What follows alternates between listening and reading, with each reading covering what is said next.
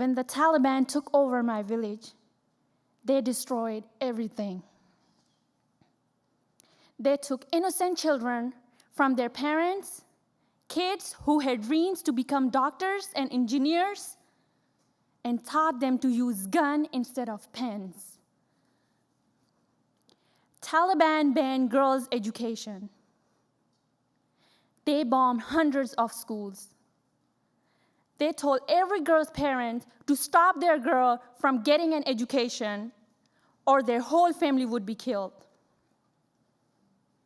Many innocent girls had their lives destroyed by getting married forcefully. My friends and I thought our dreams would be destroyed.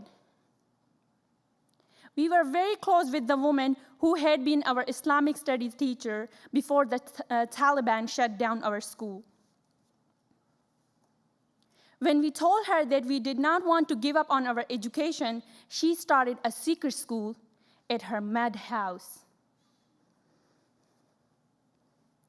We text message each other secretly in Punjabi because the Taliban did not understand that language. We went to school 2 or 3 days a week.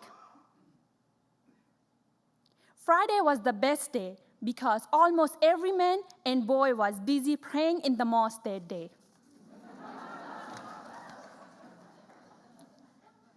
Instead of our school uniforms, we wore long burqas, covering our whole body and showing only our eyes.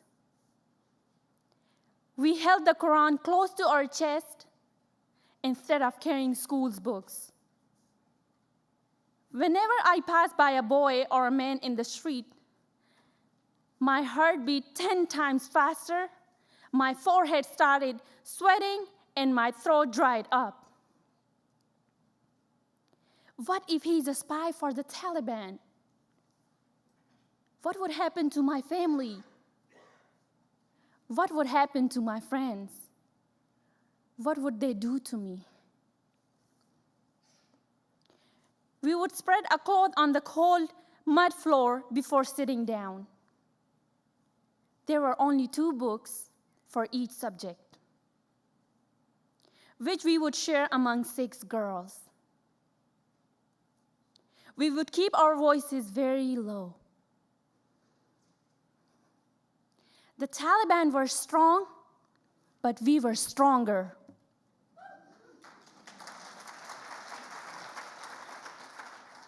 They were smart, but we were smarter. They were ignorant, and we had the power of a pen. The power of education, which no one would ever be able to take away from us.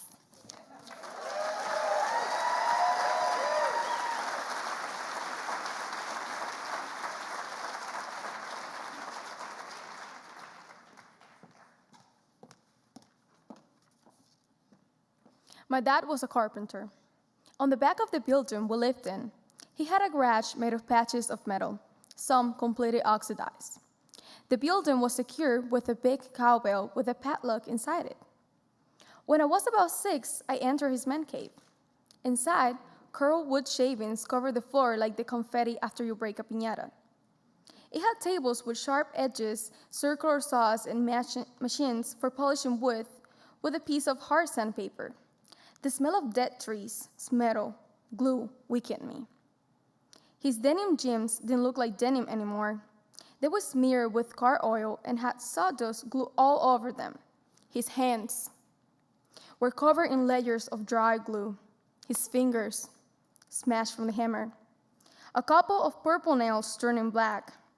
His white t-shirt had holes in it and was too small for him. Yet, he smiled affably when he saw me.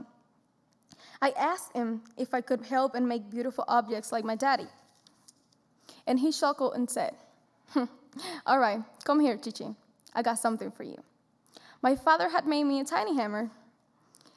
One of the first objects I made was a wooden hand mirror with my name carved on the handle. The measurements were misshapen, and the mirror inside the frame was asymmetrical and distorted. It showed a sad face standing behind me as I observed my innocent lips beam. "What's wrong, Daddy?" I asked. "Nothing, Chichi.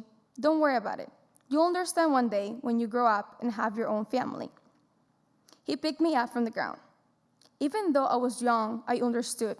Yes, I was happy, and so was he. But the fact that he couldn't get me a cute pink mirror like the ones in the store showcase made him sad. Yet I had a mirror my dad made just for me, and no other little girl has such a precious thing.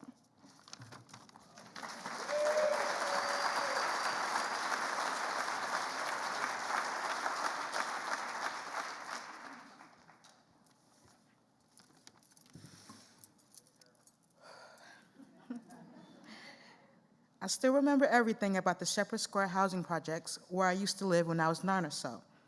Like the giant silver boxing glove statue center in the heart of the community in memory of the greatest of all time, Muhammad Ali. Or the community center where me and my twin brother went for lunch and snacks when there was no food in the refrigerator. I remember long spring nights, lights hanging from people's doors and everyone smiling. We lived in a 2-bedroom apartment with 8 people. The place was immaculately clean. Sometimes when I walked in, I immediately felt the urge to cough because of the pine saw smell my mother aggressively mopped onto the floor. Those were the happy days when my family was together. I remember sitting down with my family at dinner time once in particular. My mother had filled our plates with taco salad, my favorite, and that night we watched High School Musical 2, which I've been waiting forever to see. The sun was falling as the opening credits began. We munched on tomatoes and seasoned ground beef, and we were all bundled up.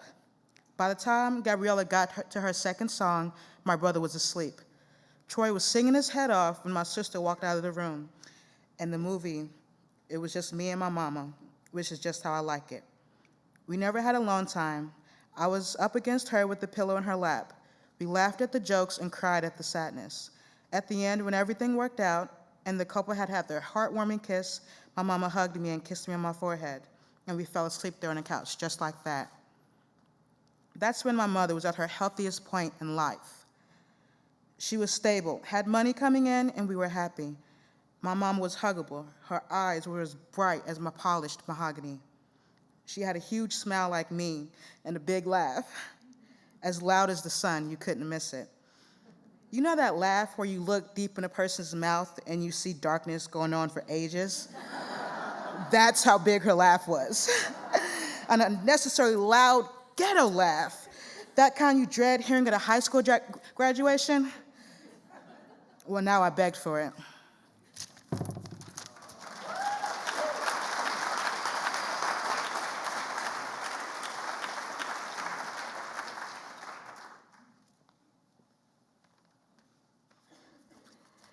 In 2014, the Kenyan government executed Operation Usalama Watch. Their plan was to relocate all Somali refugees in Nairobi to the Kakuma and Dadaab refugee camps, violating their human rights. We Somalis had always been labeled terrorists and were made the scapegoats for a series of diabolic attacks. We were going to be swept out of a land that for years had carried imprints of our souls. Hardly had the announcement been made when thousands of government security forces deployed in our neighborhood. We had the thuds of their boots stomping down the streets, a warning thunder of a coming storm. A green wave with rigid eyes arrived and began arresting the people like they were picking apples from a tree.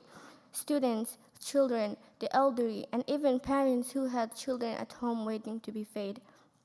They raided homes, they tore up people's IDs and took them to Kasarani Stadium to wait for days for the bus that would take them to the crowded refugee camps where diseases spread like mighty flocks of sheep. Refugees were advised to stay inside their homes until the situation settled down. Day after day, we will huddle around the televisions, eyes almost turning square, hoping for an announcement that will halt the destruction, hoping that the light at the end of the tunnel wouldn't be an oncoming train. The television displayed the ways our people suffered. Elders cried, parents worried for their children, and people lost their jobs. Through a small hole in our gate, I saw a truck full of soldiers, their expressions had. I ran and told my family what I had just seen. They nodded as though they already knew. I saw faint shades of them march past our house. Their murmurs lingered in my ear like the smoke of a blown-out candle. Everybody released a breath they seemed to be holding onto. I grew a tree of worry, its branches twisted with a 5-letter word: panic.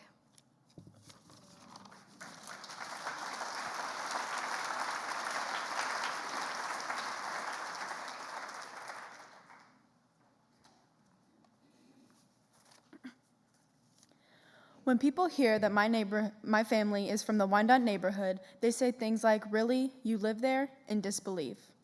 Living in a place that's viewed so negatively often makes me feel embarrassed to talk about my neighborhood. I'm always reminded to stay out of trouble, like that's all our community holds. I feel like I have to reassure them that my neighborhood isn't so bad, something I wish I didn't have to do. But I don't blame them. We all resort to the news to know what's going on, and Wyandotte finds itself in the news for crime more often than any positive reasons. So there's a stigma that Wyandotte is filled with nothing but crime and drugs, but that's only if you depend on the news for information before your neighbors. I choose to interact with people, which is maybe why I see things in my neighborhood that others don't. I've seen the same mailman nearly every day since I was 9 years old. He works on the hottest and coldest days of the year. He rarely misses a shift, so I know he's hardworking and dedicated. The lady who works the night shift at McDonald's lives a few streets down from me, and when she takes her kids to the park on weekends to get out of the house for a while, I know she is a hardworking mother who provides for her family and works to give them a good childhood. When I go to the dollar store, I see the same kind workers and I have grown up communicating with. I often wonder about them and who they are and what their personalities are like outside of the workplace, but I know they are genuine people that are here to help. And there's a group of older men who have created a baseball team in the park and practice together every Saturday morning. I see the bond that they have brought into the community. When people see me with my family and recognize us, it too shows that they pay attention and notice their neighbors. They care about how my family is and what we are up to. I wouldn't say they're friends, but I wouldn't call them acquaintances either. So what do I call them? Well, I call these people my neighbors, and I call this realm of comfort and happiness my neighborhood.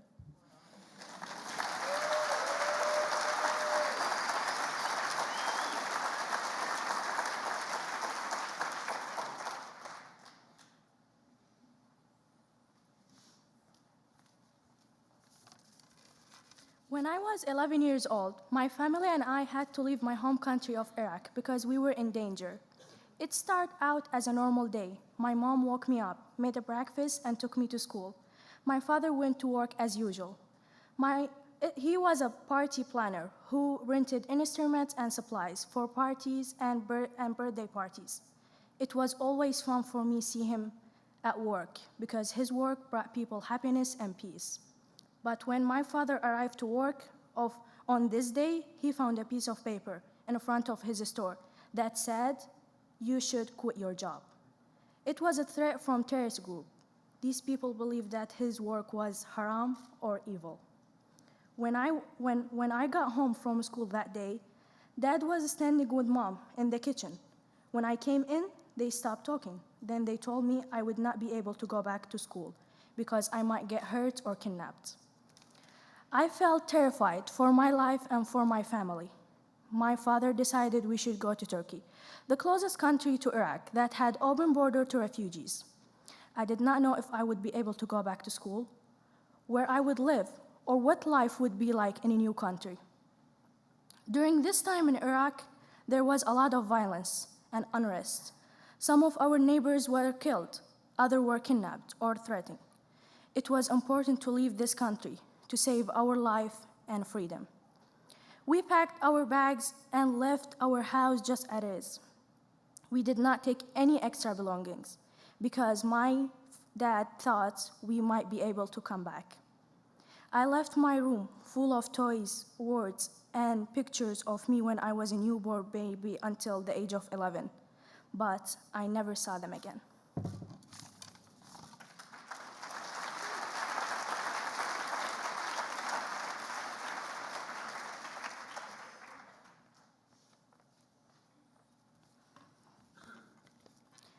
I was always mad, 24/7.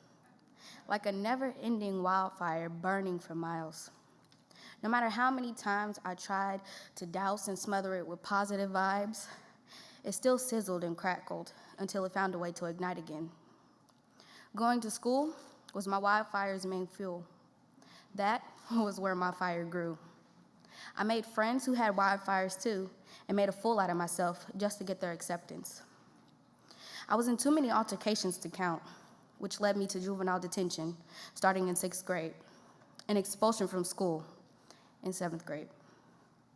Every time I showed out was a cry for help, because I was hurting.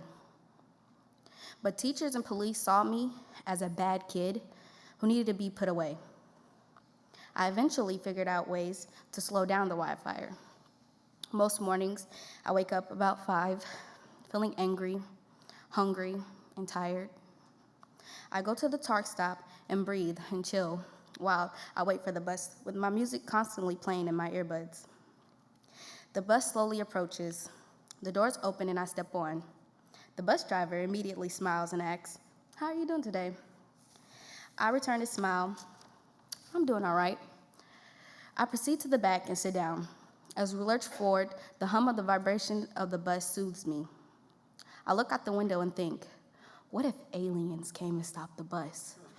Why is the sky blue? And who told her to wear that? And why am I so angry? All these questions simmer down when I focus on my music. I move my fingers to the rhythm like a pianist. Sometimes I even mouth the words, and I don't care who's watching. I just absorb my surroundings. We go through the downtown area, and I wish this place was within walking distance of my house. I look up at the buildings and pretend I work there. When I have extra time to get off the Tark, I get some Chinese food and walk around 4th Street. I feel free here. I don't have to explain myself, and I don't have to worry about anything.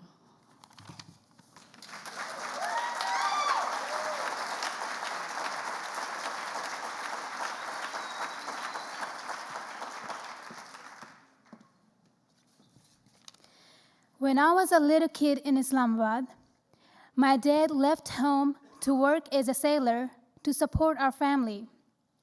The last time I saw him, I found him on the porch of our house, wearing shiny pointy shoes and a soft lined gray handkerchief in his pocket, crying and murmuring to himself.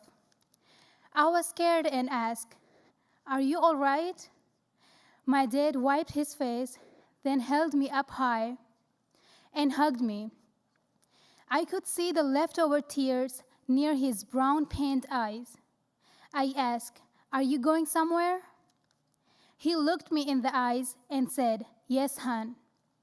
"How can you leave me?" I said. "I need you when I get tired and want to sleep in your arms. I need you to go to parent-teacher conferences with me. I want to let my friends know that my dad is the best and how proud he is of me." He held me close to his chest and said, "Baby, I'm going for you, your mom, your siblings, so you guys can never have to work or miss your studies. Having to think about getting food can distract you from your education." I told him that I could solve this problem and wait there.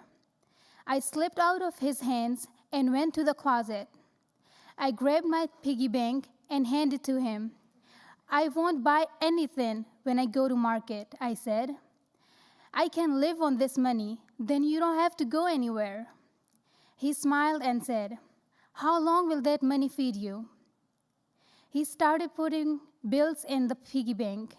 I stopped with my hand, took the money, and with the pen from his pocket, wrote DAD, Dad, in squiggly handwriting on it. I said, "I will keep this money till the day we meet again, inshallah." I kissed him on the forehead and hugged him tight and let my tears flow like a river as he held me in his arms. I locked the piggy bank in an old suitcase in the closet in my room in Pakistan. and put the key in a framed photo of my family. Those bills might still have the smell of my dad's cologne.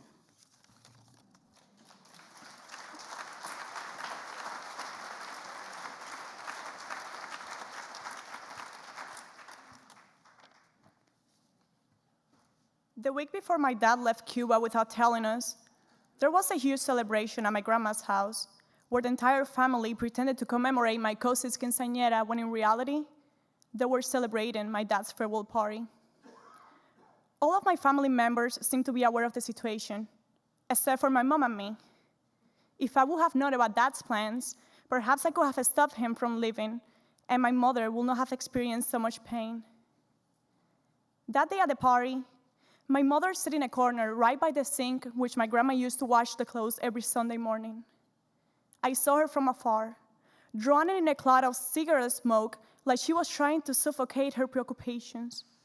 Her rosy hands trembled, like they did every morning when her palms covered the Soviet blender to prevent the banana smoothie from spilling. When she handed me the crystal cup, her hands would still be shivering. Such a maternal instinct, I thought to myself, as she kissed my cheek unexpectedly and embraced me tightly, unleashing all of her tension into my narrow body. Mom remained still as Dad approached us with a declining smile. In retrospect, I could have seen in his dark charcoal eyes the fear of loss, the fear of facing the unknown and leaving his loved ones behind. It takes a whole lot of courage to stand in front of the two people who you love the most and carry out a regular conversation, pretending everything is fine when in reality, you're melting inside. What are two of my favorite people doing here, sitting all by themselves? Dad said sweetly, just talking to Jenny.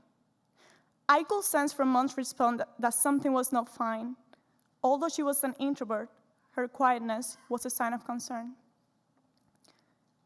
I know my father was dealing with his own demons at the time, moving to a completely different nation, leaving his family behind. But if he would have taken 1 minute of that conversation to tell us what was going on, perhaps my family would not have been separated. I guess I will leave you all to it then, Dad replied, and walked into the crowd, my mom's cigarette smoke circulating behind him.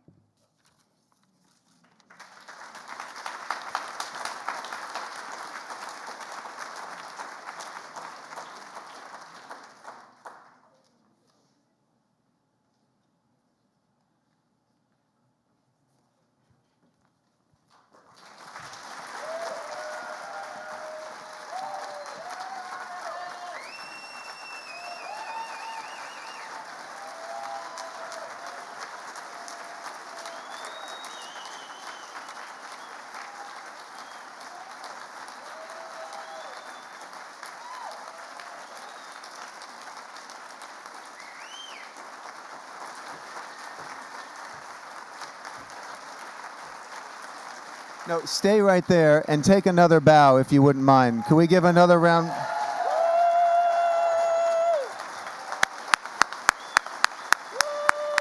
And then take another bow once again.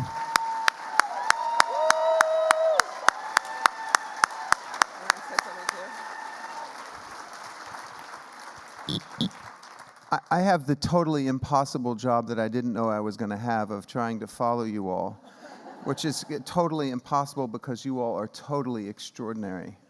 And when the extraordinary reveals itself, as you all have done tonight, it leaves those of us on the receiving end, I'll speak for myself, trying my best to speak on behalf of others, it leaves us speechless. It leaves me speechless. So I won't be able to really say what I feel, but I'll try to just do this much and say, please keep going. Please feel totally encouraged. I don't know where that source might be for you, but wherever it is, trust that source and believe in it and know that you're helping us. So if that helps you know that you're helping us to keep going, then maybe that's a good thing from tonight. But no matter what, please know this was an incredible, incredible gift that you have given us tonight. And your example is just beyond belief.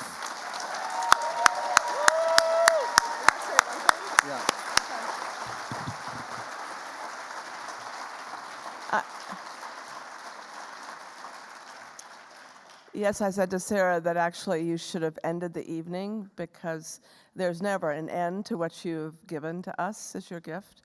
And I hope that each of us here will figure out how to support you in this journey, to have you grow the interest in what you've done within your fellow students at the Jefferson County Public School System, and that we will all raise up together the extraordinary gift that the Jefferson County School System, and in particular your school, has given to society by allowing you and encouraging you to be the loving, creative, caring human beings that you are. So thanks to all.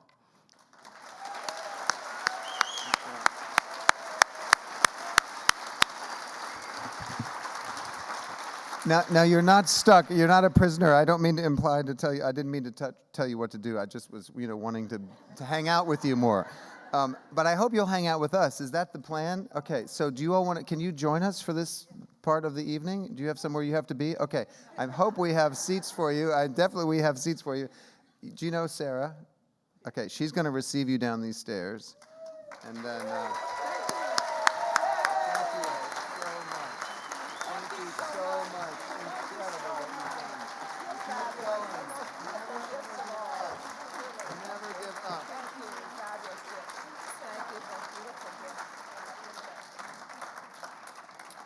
We got to do one more time. The Louisville Story Program, please. Yeah.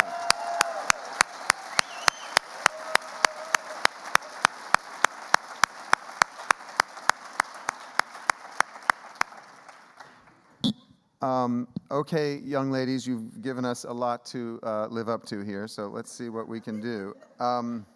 Hello again. I was with you earlier. I'm Owsley Brown, feeling tongue-tied. My mother, Christy Brown, who I think will find the words more easily than me.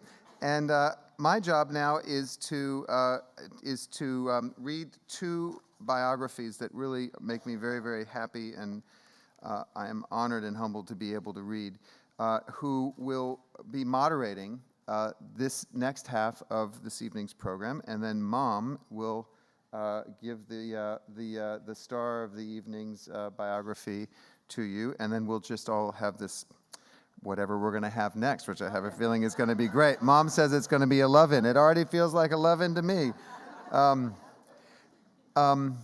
So here goes. This is in your program, but it's such a nice thing to be able to give a spoken word after such incredible spoken word to these next amazing people that I have the joy of introducing.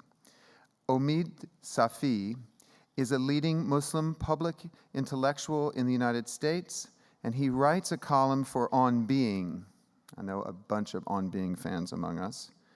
He is director of the Duke University Islamic Studies Center, where he specializes in the study of Islamic mysticism and contemporary Islam, and frequently writes on liberationist traditions of Dr. Martin Luther King and Malcolm X. He is committed to traditions that link together love and justice. Good idea. He is among the most popular speakers on Islam in mainstream media. Hold your applause. That's mighty applause-worthy. Thank you, Omid, so much for being here.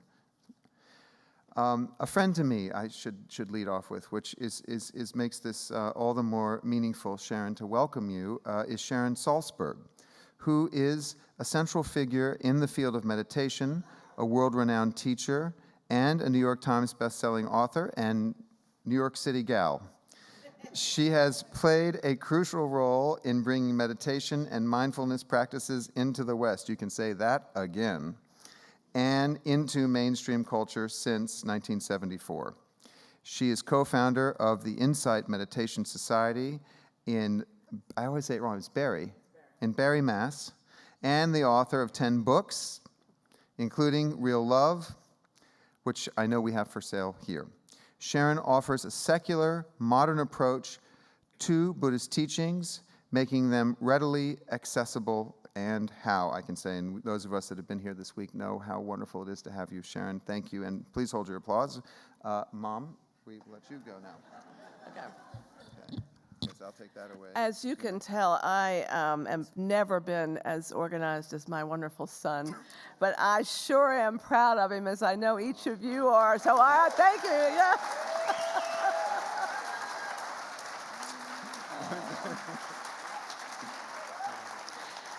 And that's what this is all about, right? Pride and love and community and finding the opportunity to be together, to share and to care with one another. And so we, and I know Alzie's had the opportunity to have this microphone every morning and every afternoon. And so I want to just add my thanks to each of you, who of course I can't see, but for being the real festival, which I know Alzie said that, but it's true. And then also to thank our friends around the world who are listening and watching from around the world, because this is what building a healthy community is all about. And so my welcome is to one of the most extraordinary ambassadors of health and all policies, Diane Rehm, a woman who understands to her core and has for over 40 years how to use her voice, a voice that is often physically suffering, but yet never prevailing in that way, but whose heart and whose soul has allowed us to know that each of us are important, that each of us are instruments of peace, and that each of us are in fact our own health and all policy ambassadors. A woman who continues to relentlessly inspire us. So it's a tremendous honor to re-welcome Diane to her old Kentucky home, because she, like those of you from Kentucky, adores Kentucky, was here for the Derby just a year ago, and she was the hit of the Kentucky Derby, and we'll get her back the next time, but we're thrilled to have her here today. And so Diane, thank you so much, my dear, for being here. Take care. And that was beautiful. Yes, and now we want to welcome everyone to the stage. Can you give a hand? Great. And then I'll stay up so we see you. Okay.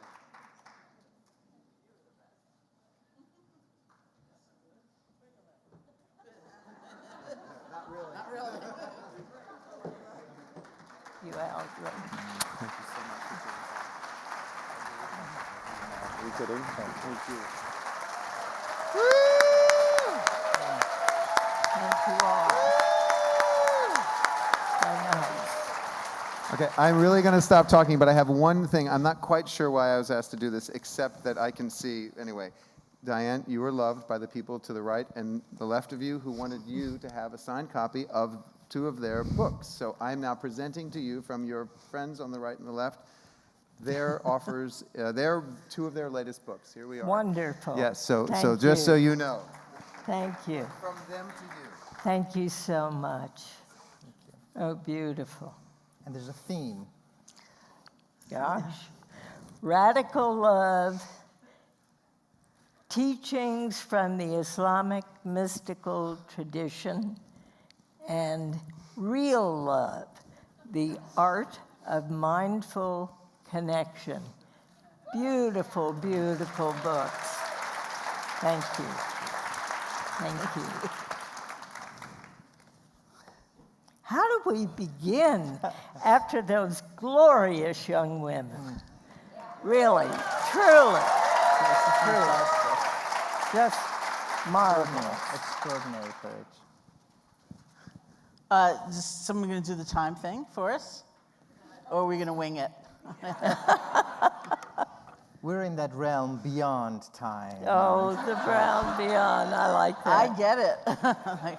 That was so extraordinary. I'm really touched. So, and thank you so much for doing this. I feel like we're in bizarro world. I've been laughing all week at the thought of asking the incomparable interviewer questions. Come on. You know, bizarro world where everything's like upside down and inside out. So let's enter together. Good. I know that you were raised in a very certain kind of traditional family and community, and through the course of your young adult life, you made some big decisions to start your career and move forward. And could you tell us a little bit about your inner sense at that time, that sense of moving out or making those decisions, making those choices? Well, you're absolutely right. I was raised in a very traditional and strict and large Arab family. My mother and father were both born in Mersin, Turkey. My mother's family then immigrated to Alexandria, Egypt. My father's family, after Syria and Lebanon were created, my father's family moved to Lebanon. And as it happens, I was just on Ellis Island this week for the very first time. And I walked in, and, you know, I mean, this is a huge search. But I walked up to the fellow after I had had absolutely no success with the computer and said, now, what do I do next? And he looked at me and he said, you know, he said, April is Arab American month, and your name has been right in front of me. And he had my number and my father's history, my mother's history, everything right in front of him. So I got when my father and his sister came in 1911, my father was 16 at the time. He was drafted into the US Army 2 years later, served in France at the end of World War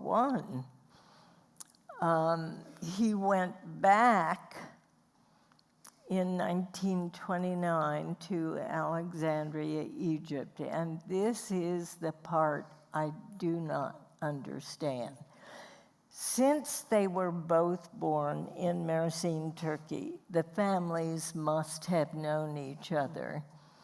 And my dad went to Alexandria and plucked my mother out of an engagement to another man. Wow.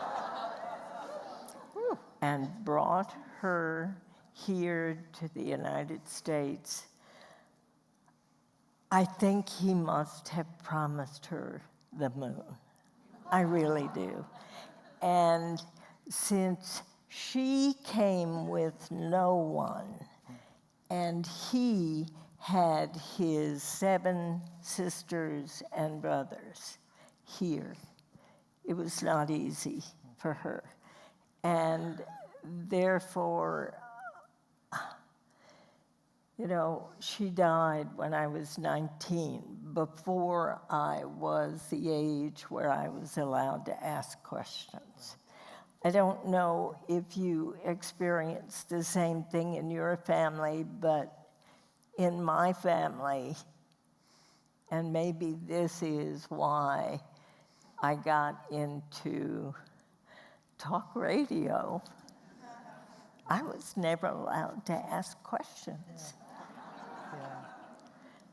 Whatever was said was going to be the way it was. And this is to get into your question. When my mother was 49, she died, and I was 19. And just before she died, I knew she wanted me to marry an Arab. And so I did. And she was lying on the sofa in the living room. She died 2 months after we were married. And what he thought he was getting was an Arab wife. And I guess I had a different sense of who I was. So I got the first divorce that the Arab community in Washington had ever seen. And it was not easy because I was shunned.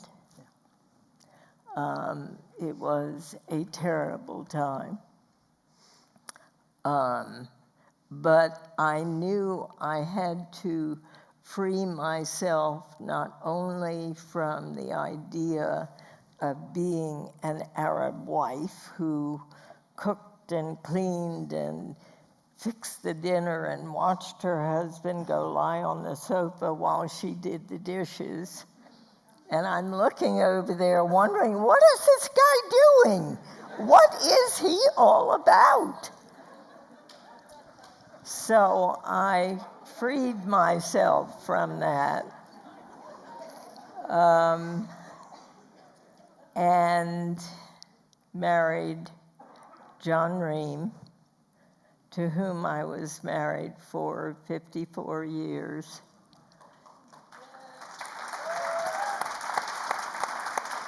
He was a great love. He was an attorney at State Department. I was a secretary at State Department.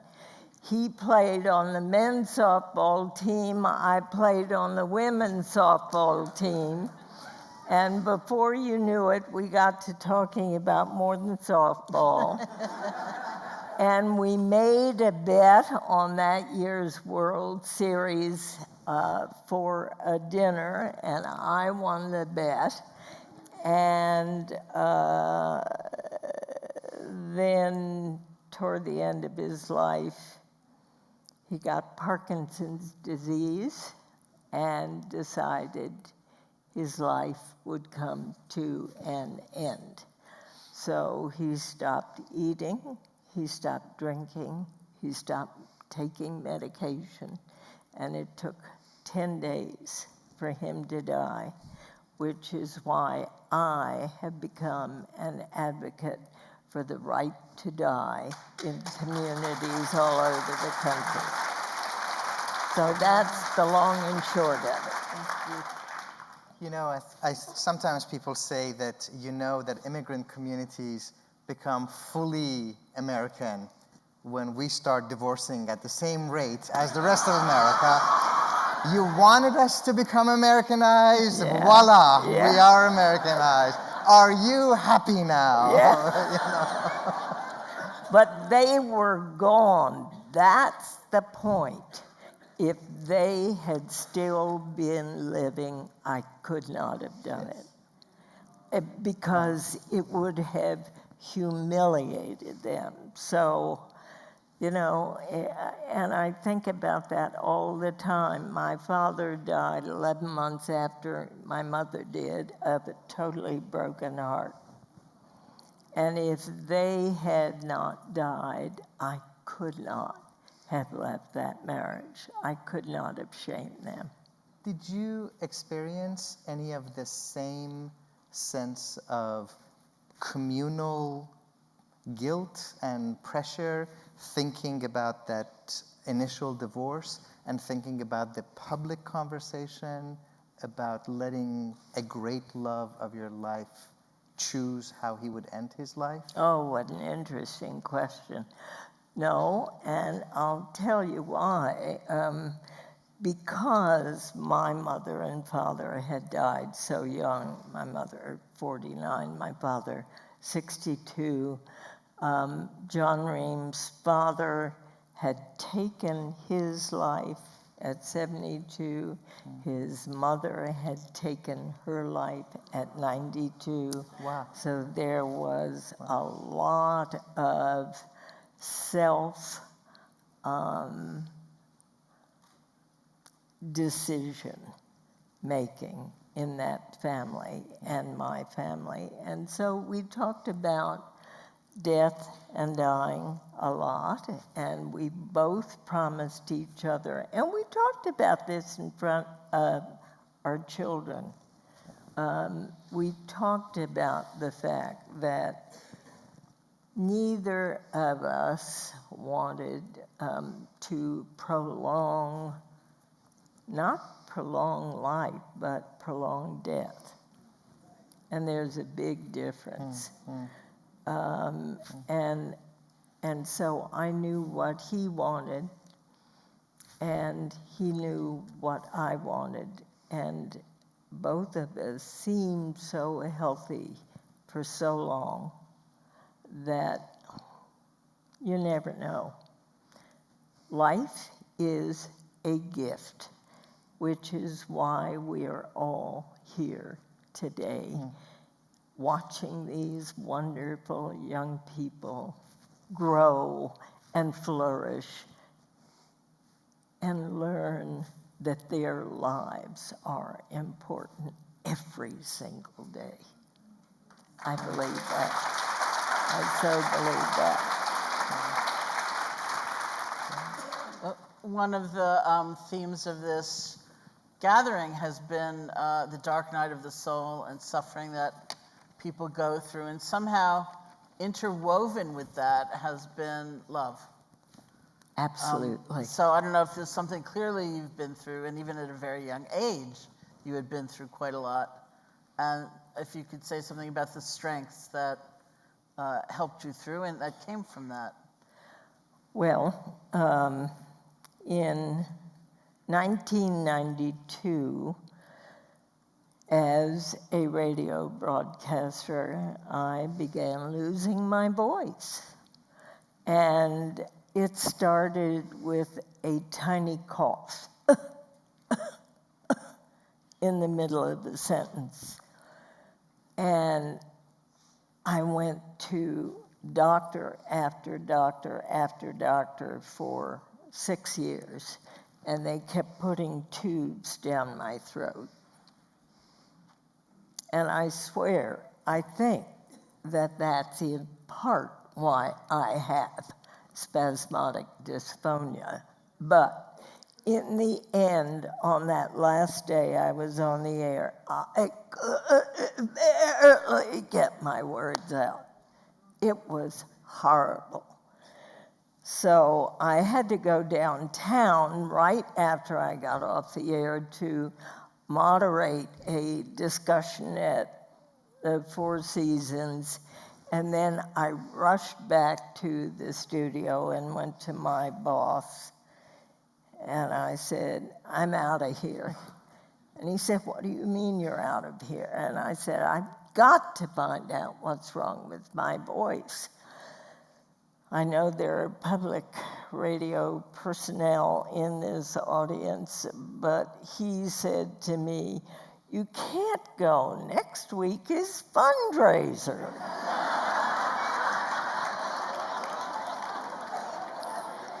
And I said, I gotta go. I gotta go. And for 4 months, I sat at home. I wouldn't pick up a telephone.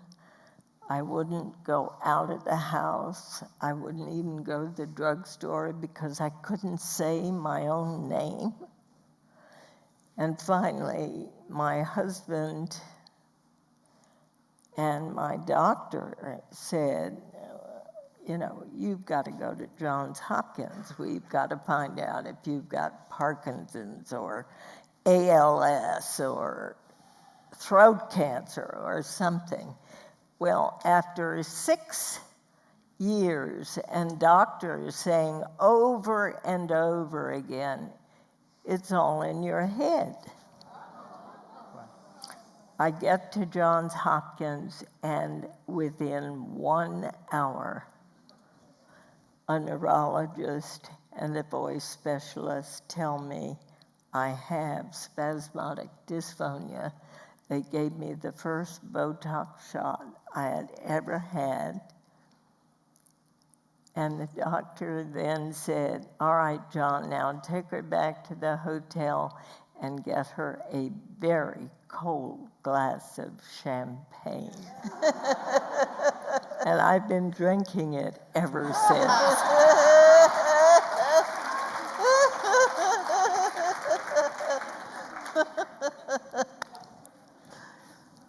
I'd love to come back to these remarkable young ladies that we just had on the stage a minute ago. I think 9 of them, if I'm not mistaken. Yeah. And as I'm thinking about their experiences, their narratives, I think 4 of them coming from international Muslim backgrounds, Somalia, to Pakistan and Iraq, Right. some coming from impoverished and challenged African American communities, also impoverished white communities, Hispanic backgrounds, refugee experiences. And there are a lot of the experiences that they're describing are political, refugees, or economic. You entered a field which, even today, but certainly more so back then, how do we put this delicately, was not known as the most welcoming place for strong women? I wasn't strong, not then. I was scared to death. I walked in as a volunteer. I had my first interview with the host of what was then called the Home Show at WAMU in Washington, D.C. And she said, of course, we welcome you as a volunteer. Come in next Monday and you can start. I was so scared that day, I asked John Rehm to drive me because I was shaking. And I got to the door, and the host of the program did not meet me. Instead, it was the manager of the station, Susan Harmon, who said, you must be the new volunteer. And I said, yes. And she said, well, I have some sad news. The host is out sick.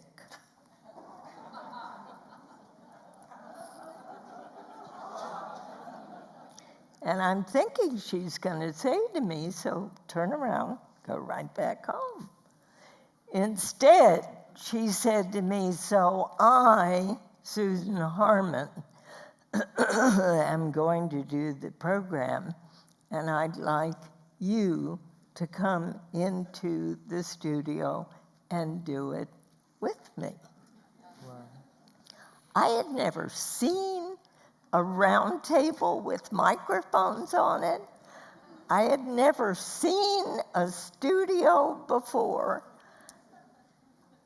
But march in I did, and for 90 minutes, wow, we talked to, God, it would have been the most boring program you've ever heard. 90 minutes to a representative of the Dairy Council.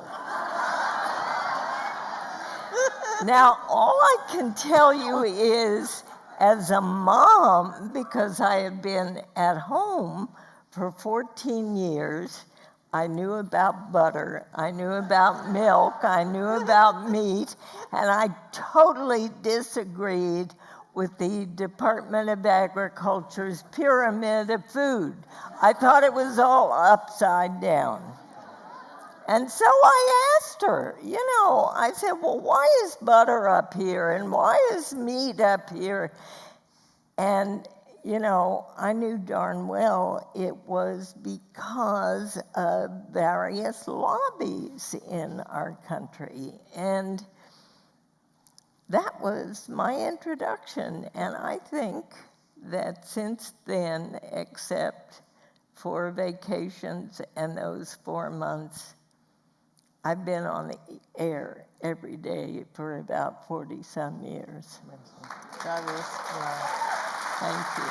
That's so fabulous. Crazy. So what I want to say to those young women is, you keep writing.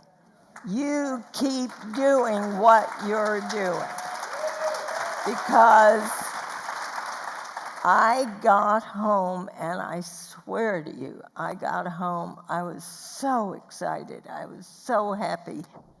And John Rehm, always my greatest cheerleader, said to me, I swear, he said, someday you're going to be the host of that program. Wow. And I said, will you leave me alone? I'm just a volunteer. Don't scare me to death. So he saw it. How lovely. It was lovely. That's It was beautiful. lovely. It was beautiful. So even when we're scared, keep going. Well, and I wonder about you. Did you have times when you were scared? Totally. Maybe not so long ago.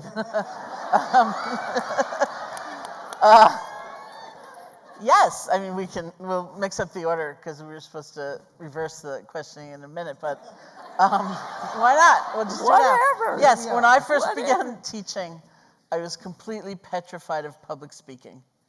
And the format of our intensive retreats, meditation retreats, was that there was practice and there was questions and answers and things during the day, but there was one formal lecture every night. Could never do it, never.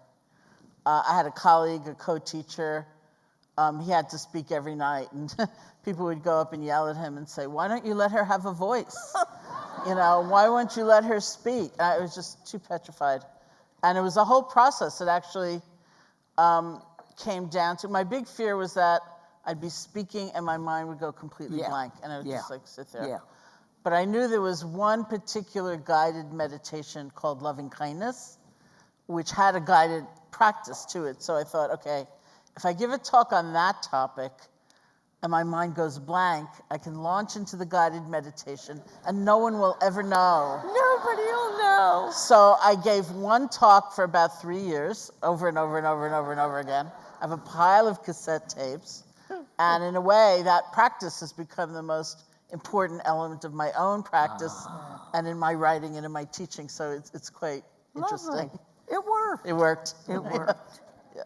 We all have fears that John Rehm used to say to me, you have to learn to adopt your fears and allow them to become part of you, and then they won't take hold of you.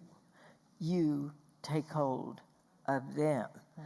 And for these young women, I mean, surely there had to have been a fair amount of fear and hesitation, not only about the writing, the initial writing, but then standing up in front of this wonderful audience here in this beautiful auditorium and speaking about it. So, I mean, we all have those fears. There's just no question of it, and we need to learn to live with them. Absolutely. And you? Oh, good.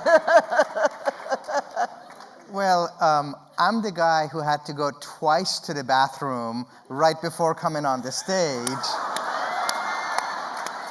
Good for you to admit that. 'cause- I just went once. Because, because I'm going to be on the stage with Diane freaking Rehm and Sharon Salzberg, and, and You're but, wonderful. No, thank You're you. wonderful. No. It's, really. but I think, there's ways that kind of excitement is because this moment this conversation, this community, this is a once in a lifetime occasion. And there will be other beautiful conversations, God willing, inshallah. Of course, inshallah. But this conversation, this is once, and you want to honor this moment. You want to be present in this moment.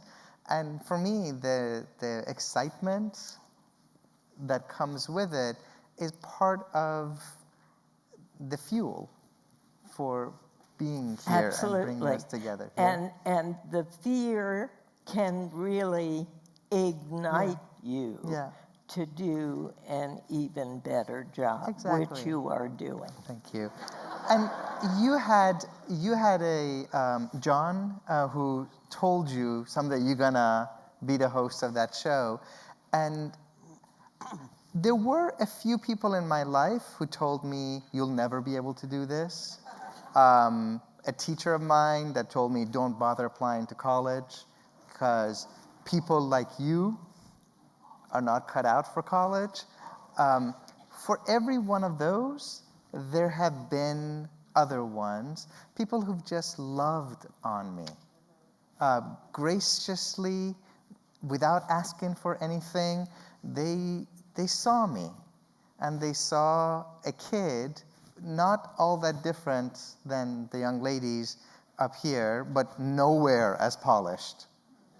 Like, y'all are good. I'm telling you. Absolutely. You all are good. Like, as we would say in North Carolina, honey, you shine. You know? And to have one person, it can be a teacher, it can be a parent, it can be a friend, it can be a partner, somebody who looks at you and sees you, sees your heart, sees your soul, and just lets you know, I'm with you in your boat. Well, and sometimes it takes failure to teach.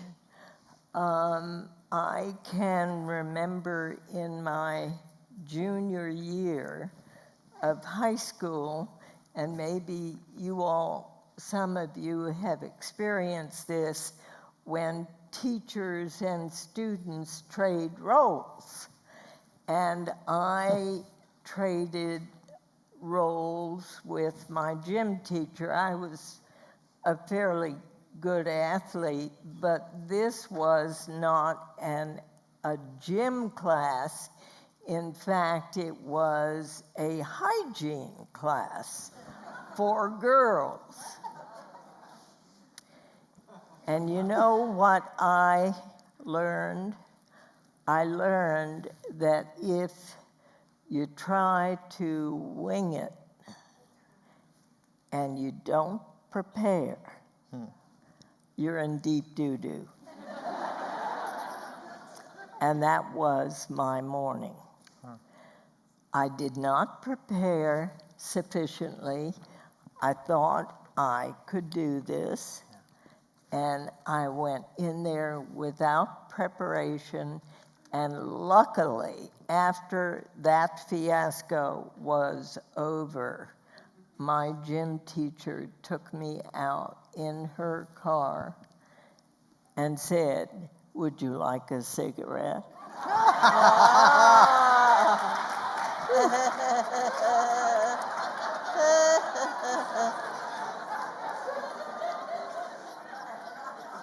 And she did not berate me. She did not fuss at me.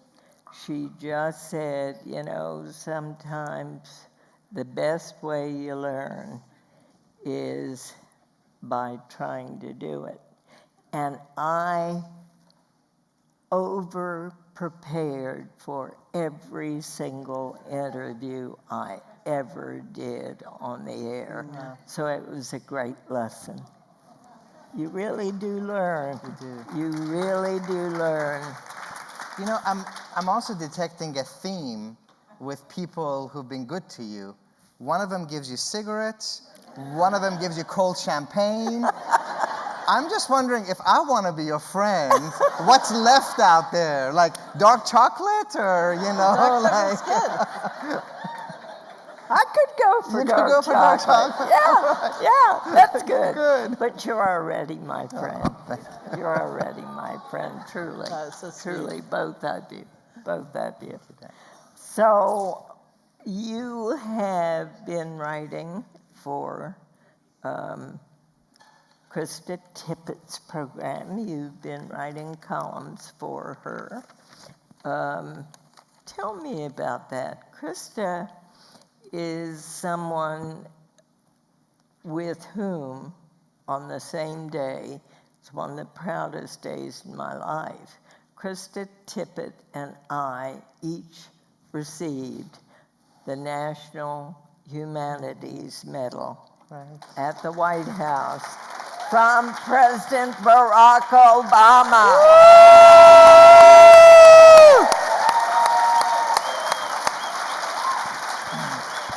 One of the proudest moments in my life. And she is a gifted interviewer. She has a very soft manner about her.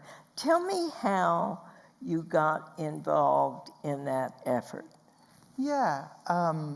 So Krista and I have a friendship that goes back to that eventful year of 2001, where on a fateful Tuesday morning, something truly terrible happened in our world. And, being a do-gooder, I was like, I'm going to put my nerd power to some good use. And what can I do? I'm a teacher. I teach. So let me teach, but instead of sitting in a classroom, let me go talk to people using media. So I did about 1,000 interviews in the first few months after September 11. And after a while, I should have just pressed play because it was the same questions. Why do they hate us? Yeah. Why is Islam uniquely violent? Yeah. So on and so forth. And they were not really interested in nuance. Like there was no interest in, slavery, colonialism, the Holocaust. Like that was not on the table. And then I had this conversation with Krista where, as she often does, she said, tell me about the spiritual background of your childhood. And so I got to talk about my mama's love and the fact that I've never had to question the fact that I'm worth something because my mama and my baba have loved on me. And they've introduced me to beautiful love poetry. And this was the stuff of my childhood. Are you first generation? I'm complicated. Of I'm course, born. every everybody human is. being here is complicated. Right. So in this way, I'm a little bit like your father. I was born in the U.S., but then we went back to Iran. No, my father. Right. But he moved when he had to go back. Okay.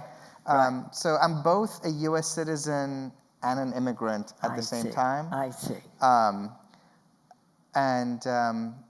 And so there was that wonderful conversation, and then at some point, 10 years, 15 years later, she asked me to do the blogging, which became a kind of spiritual practice of lovely. moving through the week, waiting for Whatever comes. Yeah. And sometimes it's conversation with my beautiful partner, Corina. Sometimes it's a hike in Moyer Woods. Sometimes it's reflecting on heartache and challenges of our world and personal life. And so it almost led me to open my heart, open my eyes, and be more attentive. And I'm so grateful for that training and that opportunity and where it leads us in the future. You had clearly written before but writing in that particular way perhaps gave you a new form of expression. I have a friend who says that he has to write to know what he is thinking. Is that how you feel? You know, I think writing in some ways is a very, I experience it as a receptive process that my job is to actually get myself out of the way. And I know the finished thing looks like something that I would do. It's love and it's justice, and it's always love and justice in some combination. It's fairly boring, love and justice.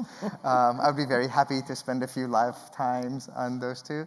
But I really do feel like it's he, it's she, it's the cosmic awe and wonder flowing through us. And so the more we can just get our ego out of the way, or as we say in North Carolina, get over your own damn self, you know, then I think wonder happens. And that tends to be how I experience it. But isn't that precisely what happens through meditation?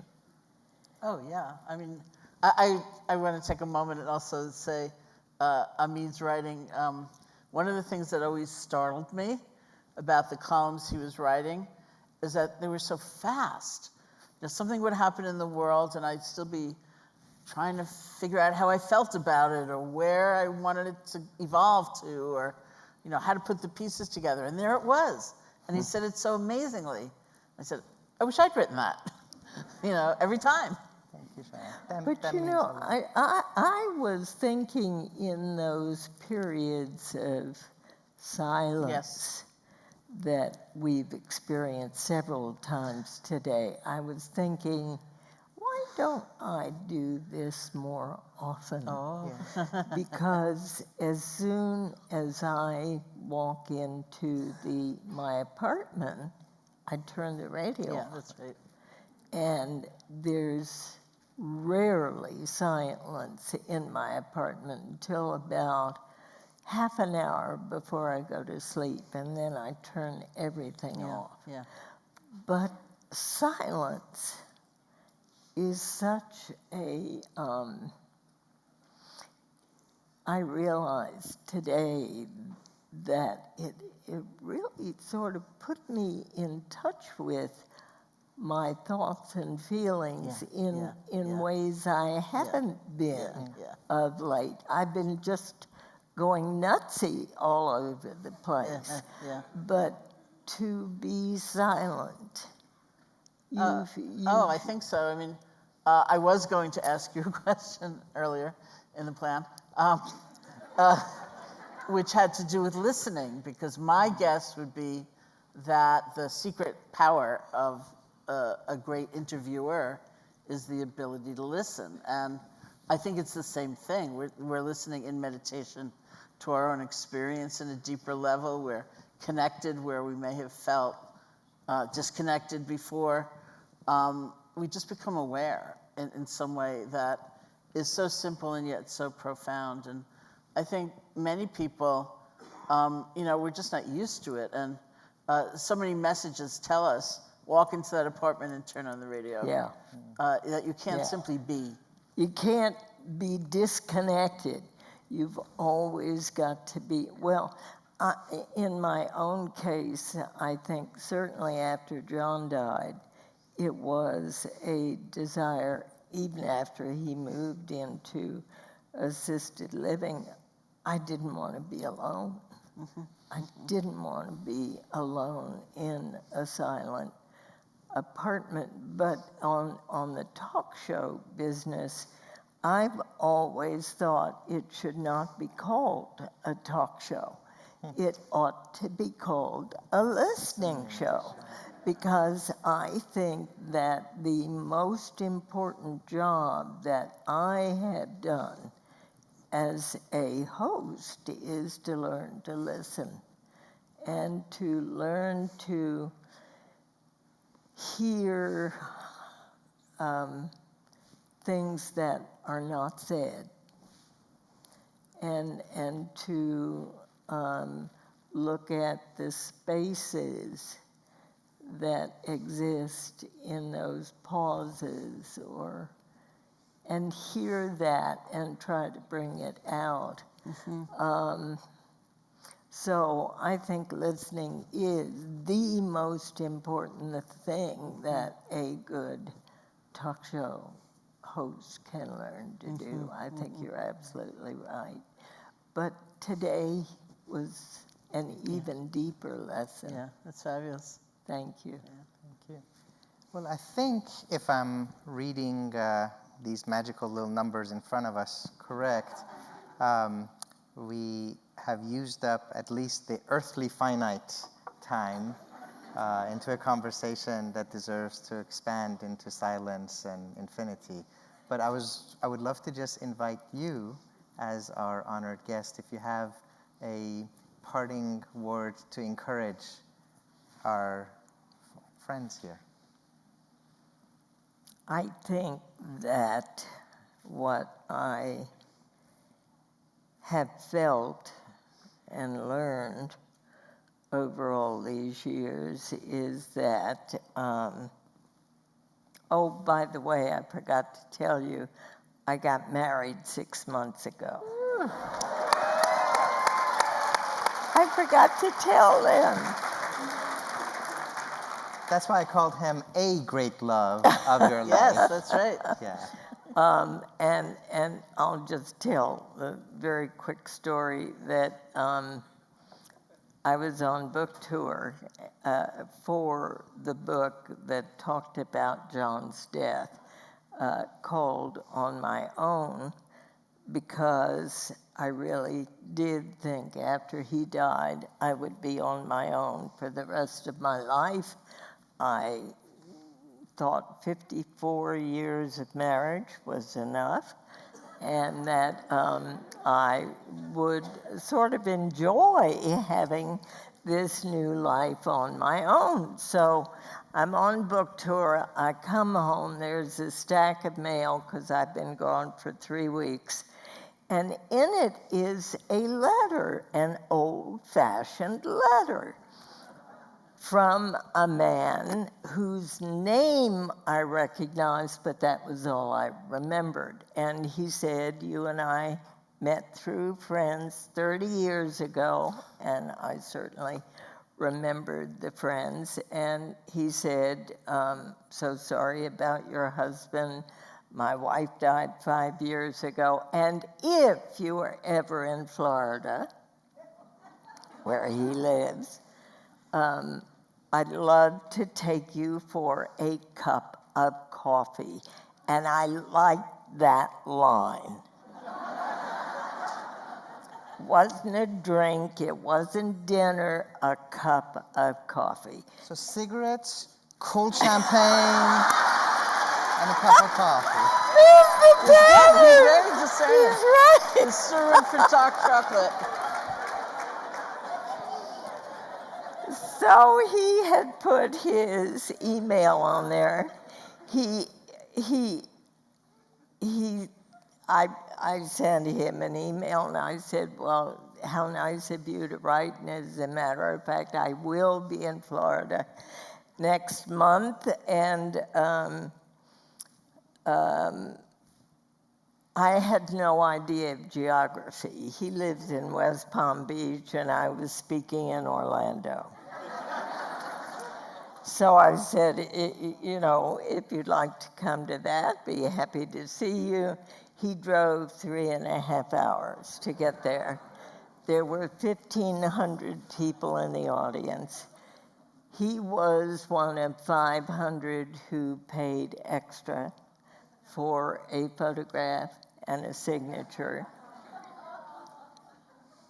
And as he was leaving, he turned around and looked at me, and I swear to God, I turned around and looked at him. He's got these huge blue eyes, and something happened. So we were married 6 months ago.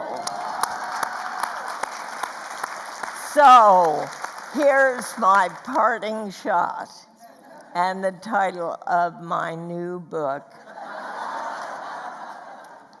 Never Say Never, about anything. You can do whatever you set your mind to. Never say never. Thank you all so much for being here. Thank you. Thank you. Loved it.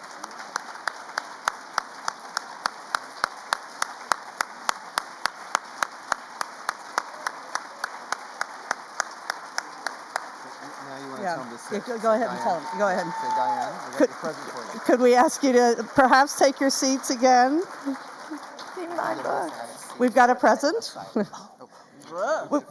Well, what a night of honoring feminine wisdom here. And we're going to conclude with our traditional 3 minutes of silence, but we'd like to invite the young ladies to come and join us on stage for our 3 minutes of silence. Good. And then Good.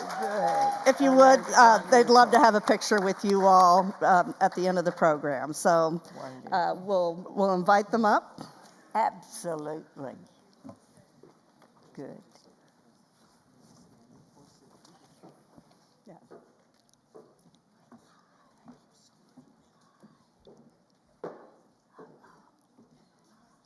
How about half and half?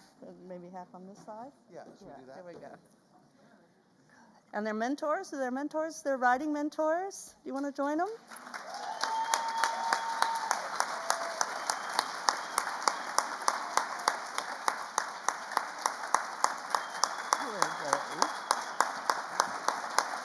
Bravo. Could you introduce yourself? Yeah.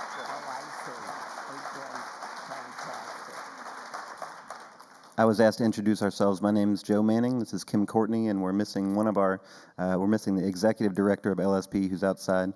But we're so grateful to you all and so grateful to be here and absolutely as proud as we can be and humbled by these authors. So thanks for having all of us.